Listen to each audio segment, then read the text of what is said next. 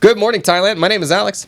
And I'm Jay. And we have some news updates for you from around the land of smiles today, Wednesday, April 30th. Before we begin, please remember to subscribe to the Thaiger to stay up to date on all things Thailand. Now, today, we'll be talking about a methamphetamine convoy masquerading as a family road trip, a real life We Are the Millers. Nice. A Belgian tourist going bananas in multiple Pattaya convenience stores. And a little later, the continuing troubling trend of food poisoning in Indonesia's youth-free food program. But before we begin, let's hear a quick word from our sponsor. Our sponsor, Easy Markets. Thank you, Easy Markets, for sponsoring the show. If you've ever thought about trading in indices, in crypto, in crude oil, global markets, Easy Markets is the place to be. Public disclaimer, we are not financial experts. No. Please be careful when you're trading. However, if you would like to trade, Easy Market has the tools for you. Indeed. Thank you, EC Markets. All right. Now, let's dive into the news. And the first story we have today, unfortunately, is a bit of a tragic one coming out of Phuket. An ambulance was blocked by a taxi, and that led to that ambulance patient's death. Oh, no. That's right. A tragic incident in Patong, Phuket saw a 62-year-old heart disease patient die after a green plate taxi allegedly blocked an ambulance en route to the hospital. Despite activated sirens and emergency care being administered inside, the taxi driver failed to yield, causing critical delays. The patient, named Mr. Pradit, had collapsed in a durian orchard and died around 8:45 on the 27th of April. CCTV footage is under review, and the driver faces charges of obstructing an emergency vehicle. Police are now pushing for stronger public awareness and legal enforcement to ensure emergency vehicles can pass unhindered. Yeah, absolutely. Like he's cutting him off. Yeah, like, watching the footage, I mean, part of me is just like, why didn't the ambulance just ram its way through? But again, like, the ambulance doesn't want to put more people in danger. Right, like, yeah, it's especially in those critical situations. Sometimes it baffles me, with traffic being so bad in cities like Bangkok. How do the ambulances get through? I think it's still a bit better here, man. Like, I've seen multiple times where people actually, if the sirens are on, they'll, like, even in heavy traffic, they almost park diagonally and like kind of roadblock themselves to let the ambulances through. Yeah. So I feel like the culture in Bangkok is a bit better regarding this. It still could use a lot of improvement, but yeah, I mean, that one incident, I don't know if that highlights all of Phuket, because Phuket has crazy traffic now. Yeah. Like, it's disgustingly over trafficked. Yeah, it's the infrastructure isn't there for the amount of people that are there. But in this situation, it seems like they could have been avoidable. Yeah, it was avoidable, and they might want to make an example out of him so that it could serve as a warning, guys. True. Like there are real consequences for blocking this up, as was the case. 62 years old, only the man. Exactly. Like that is too young. Because if you're stuck on a mountain in Phuket, you're done. I mean, what are you going to do? Yeah, Yeah. Well, Unfortunately, but yeah. Oh well. Let that be a lesson. For now, we're gonna move on to our next story, where we're talking about a family trip exposed as drug convoy in Chumphon. You might have seen the movie We're the Millers. Have you seen the story We're the Mahanakorns? Because police in Chumphon intercepted a convoy posing as a family trip while transporting 100 kgs of crystal methamphetamine. 4 suspects, including a minor, were arrested on April 28th after 2 vehicles were stopped near Road 41. Acting on a tip-off, officers found the drugs hidden in parcel boxes. The group confessed to being paid 100,000 baht per delivery to smuggle meth from Prachuap Khiri to Songkhla. One minor denied involvement, claiming she believed it was a genuine trip. All suspects now face drug trafficking charges, with the minor handled separately under juvenile law. Yeah, and that minor was seen being quoted after the ordeal, saying, "You guys are getting paid?" Yeah. Yeah. I just watched that movie pretty recently, you? so it's fresh in the mind. Sorry, yeah. Can we not trust families on a family road trip anymore? I can't believe What's going on here? They saw the movie like, that's a good idea. Yeah. Like, we can do that. But Well, what a tip-off. I mean, like, I wonder how the police get such a tip-off. Like, by the way, there's a family masquerading yeah. as a family. Yeah. I don't know. Are they really family? Do they know each other? What's going it'd be on? funny. If the girl is telling the truth there, she's like, "What? I thought we were just going on a nice holiday, everybody." Really unfortunate. Unclear what the punishments will be. Obviously, drug smuggling, bad. But sometimes they get caught in the darndest ways, and as was the case here. apparently it's still not safe, even if you've got a good alibi or a good Stay facade. tuned for the next Thai movie with Mahana With Cones. Mahana Cones. It's coming. All right. Well, anyways, our next story is taking us down to Pattaya, where a Belgian tourist has gone viral after completely wrecking 2 convenience stores. That's right. A 25-year-old Belgian tourist named Mr. Mustafa, it sounds like an alias, caused a scene in 2 Pattaya convenience stores, going viral after destroying wine bottles and pouring soda all over himself during an early morning rampage on April 27th. Initially detained and fined 35,000 baht in damages, he reoffended on April 30th by threatening staff and customers at another store. Police quickly intervened and sent him to a hospital for observation. The incidents have reignited public concerns over unruly tourist behaviors, especially in light of Thailand's visa-free policies. Well, there we go. That's one incident why they're now also going to do the 3, you have to apply for the entry card 3 days earlier so that instances like this can be notified in... What am I saying? I don't know. This is... So... I'm a mess today. All right. So we were talking about a story earlier this week where the arrival card, the paper card, is going to be changed into a digital card, and visitors have to apply 3 days in advance. This incident could be taken as an example of why that might actually be effective, because for tourists like this who come to Thailand, do a crime or act in this manner, they should get like a black mark against their passport or something. So the next time that they're coming in, the immigration can decide, should we let this person in or not? So, I mean, to me, I don't really see this as having anything to do with that. Like, they had already arrested him. They had already fined him. They already knew about him. They put him in a hospital because they said he needed treatment when maybe he just needed to be kicked out of this country, like, to be sent back. Because, like, as soon as he gets out of the hospital, he's like, guys, I'm fine. I'm just kidding. And he just starts rampaging again. Yeah. So I think there's a lot of people, like, every peaceful Pharangs that live here, local Thai citizens, get very frustrated when these people come in and they're treated with kids' gloves. You know what I mean? Like, if a normal Thai person did this kind of rampage, would they be let off so leniently? I don't think so. Like, I'm not really sure why the authorities don't really take these things. Like, there was tens of thousands of baht of damage. Look, all right, I like the initial reaction of, let's get him some help. Yeah. But then he does it again. Like, some people can't be helped. Anyways, Mr. Mustafa, get it together, man. Not cool. Okay. All right. Next story. All right, next story, ladies and gentlemen. This is a little bit of a controversial but slightly funny one.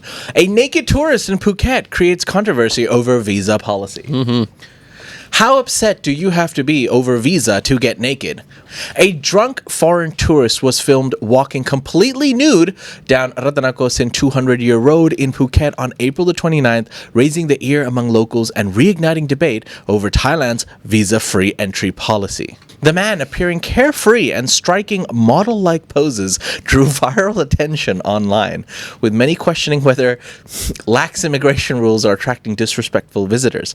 While some responded with humor, others expressed concern about public indecency and the country's image. Authorities have not yet confirmed if the tourist will face legal action, but the incident has intensified scrutiny over tourist behavior in Thailand. Yeah. He wasn't the angry one. It was the locals who were angry. But look, yeah, you can't do it. That's just, I think that's bottom line there. I always like the good, some people responding with humor. He was being funny about it. Like, we've heard many stories about people becoming like, sexually explicit, like on beaches in Pattaya or Phuket. So he was just being naked and acting wild. We're going He wasn't necessarily upset about the visa. Now we're in old school territory. Yeah. He's doing his Will Ferrell impression. Still not okay. Still against the law. I think he might just, unfortunately, probably be having a mental problem. Him? Yeah. He was also drunk. Like, okay. He was just drunk. I mean, isn't everybody drunk having some sort of mental problem at that present state?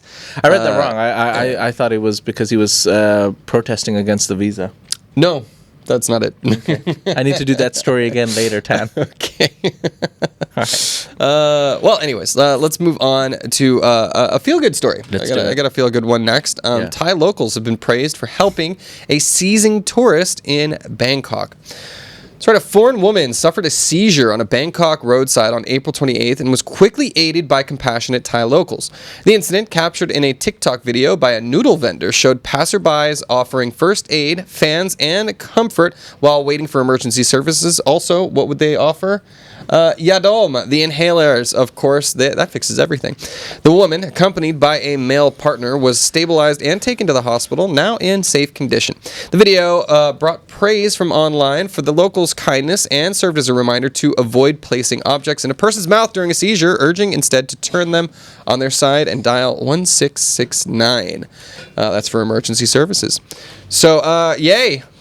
Happy to see people able to spring to action and come to the aid of a woman who was clearly in need. There's so many, we call it bystander syndrome, like something bad is happening and people just sort of sit around and wait rather than spring into action. Wasn't the case here, and we were able to get the girl help. She's fine. Good news. And and there it is. Sorry, I'm being trolled. I'm being trolled by one egg Rawit. I want to call him out on national TV. And it's national TV. It's global YouTube, actually. Global YouTube. There we go. Moving on to our last story from around Thailand. Thailand to boost regional tourism with airport overhaul. Yay. Woo.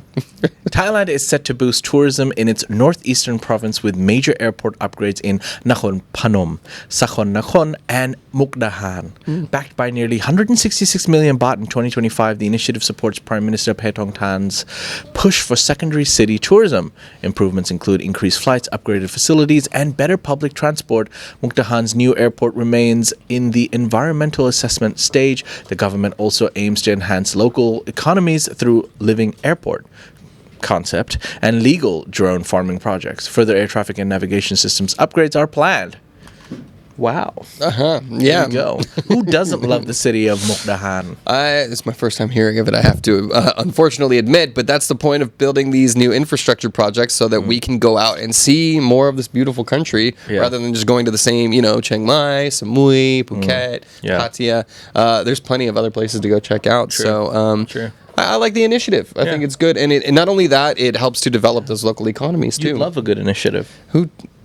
I'm a policy guy. What can I say? So congratulations to these secondary cities and hopefully the new traffic that will be coming through. All right. Well, that'll do it for our Thailand section of the news, guys. Before we head into our ASEAN Now section, let's hear a quick word from our sponsor. Time.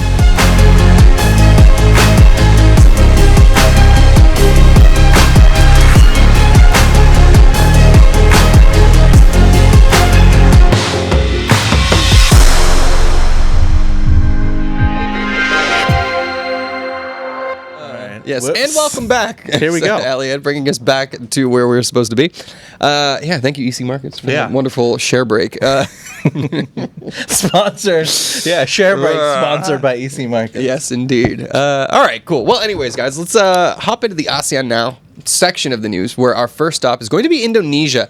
This is actually not the first time we've done this story. Unfortunately, it's a repeat. Indonesia's free meal scheme is under fire after another mass food poisoning incident. That's right, over 170 students in Indonesia fell ill from food poisoning linked to the government's free nutritious meal program, with major outbreaks in West Java, Sulawesi, and Central Java in Cianjur alone. 165 students were hospitalized after consuming suspected shredded chicken. Apparently, it had a funky smell coming off of it. Investigations point to poor food handling, plastic trays, and lack of standardization across kitchen units. Although lab results are pending, the program has faced growing calls for suspension or overhaul. Critics argue the initiative, rolled out under President Prabowo's campaign, was rushed without sufficient training or regional planning, raising serious concerns about its safety and execution.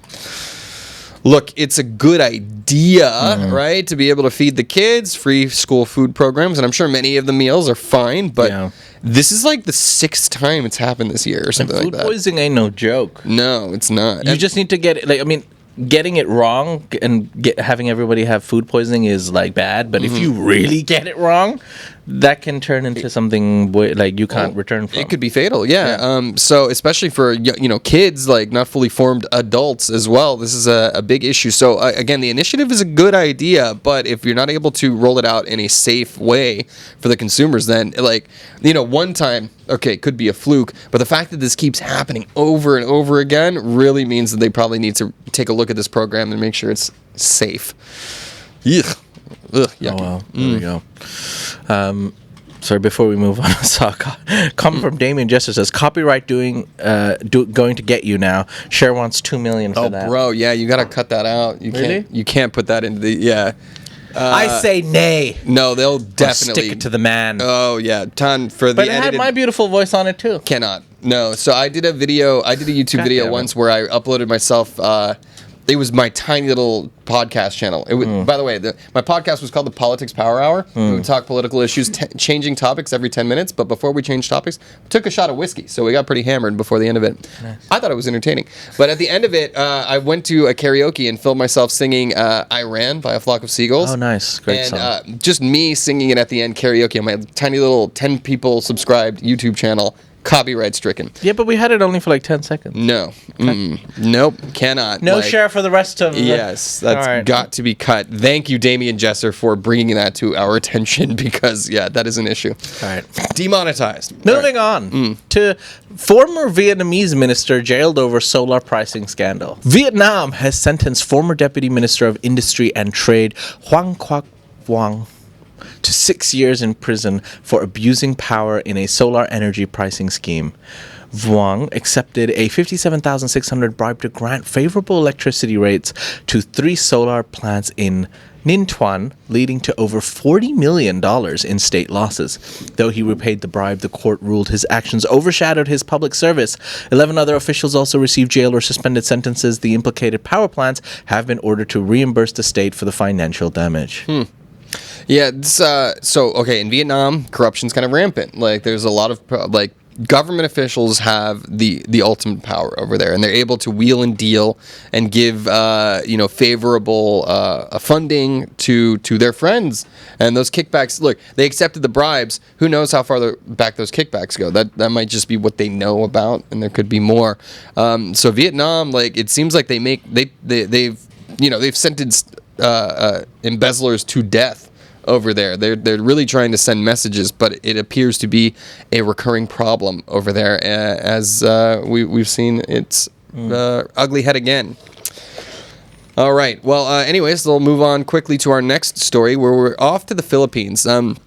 Politics in the Philippines has been absolutely crazy these days, particularly with the arrest and the ICC trial of former President Rodrigo Duterte, the impeachment of his daughter, Sara Duterte, and now Marcos, the current sitting president, is seeing a major dip in his approval rating as Duterte is gaining in the latest survey. That's right, President Ferdinand Marcos Jr.'s trust and performance ratings declined by 5 points in April, hitting 60% and 59% respectively, according to an Okta research survey. This marks his lowest trust rating since early 2024. Meanwhile, Vice President Sara Duterte saw a 9-point increase in trust, now at 58%, so almost neck and neck, and an 8-point rise in satisfaction, now at 56%. Despite the dip, Marcos remains slightly more trusted than Duterte.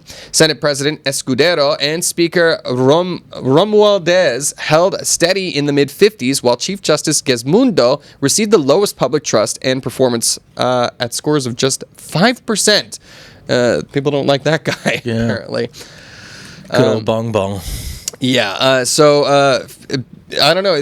We got two political dynasties in the Philippines between the Marcos and the Duterte clans, who are at each other's throats. Do you know the history behind Ferdinand Marcos's family? His father was nuts. A brutal dictator. It's crazy. Yeah. And they've tried extremely hard to rewrite the history book so people don't find out about what they did. We know. Yeah, but it's wild to me how people with that kind of a history, man, that guy, terrible. Politics. But his son, yeah, it's a whole new generation. Yeah, we can't Forgive and forget. Forgive and forget. Very Catholic of them, I'll say that. But anyways. Yeah, all right. Good luck, Philippines. All right. We're going to move on to our last story, talking about BYD as it expands EV footprint with new Cambodia plan. Hey, great news for Cambodia. Chinese EV giant BYD has begun construction on a 32 million assembly plant in Cambodia's Sihanoukville Special Economic Zone, with operations set to begin in November 25 and a target of 10,000 vehicles annually. This marks BYD's second Southeast Asian plant after Thailand, as the company eyes the region's fast-growing EV market. Cambodia alone saw EV registrations jump from 313 in 23 to over 2,200 in 24. The plant will initially assemble electric and hybrid vehicles from CKD kits. BYD, now the world's top EV producer.